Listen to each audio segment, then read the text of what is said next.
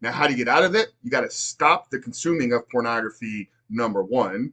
So you have to allow your brain to unwire. You have to create new neural pathways. You have to reboot, rewire. Then you have to be intentional about recreating intimacy.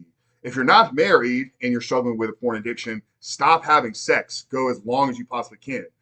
For me, that's been over 3 years because I'm not married. Like, if you are married, I would still recommend going maybe 60 to 90 days without it to allow your body to fully readjust. But then you have to be intentional about recreating that intimacy. Now, if it's impacted your hormones, you need to see a doctor and get some hormone replacement therapy. But I think getting a healthy man is a product of intentional training program. We'll look at his nutrition as well. But I think the cutting off of it, allowing your brain to fully reboot and reset, going on a sex fast, I do think that is a big part of it. So 60 to 90 days without, that's where a lot of guys struggle. It's like they're like, I'm going to go quit porn today, but then they're sleeping with somebody like 3 days later. Right. They haven't allowed their body to kind of fully reset and readjust. So yes, you can heal from it. You can recover. You just have to be willing to let the process unfold. That's the problem with a lot of men that are caught up in a porn addiction is they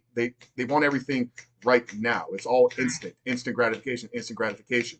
It may take 3 months. It may take 6 months. It may take a year, but it's your own doing. Like you didn't get a porn addiction. You didn't get erectile dysfunction overnight. So to think that the solution to fix it is going to happen overnight is a false belief.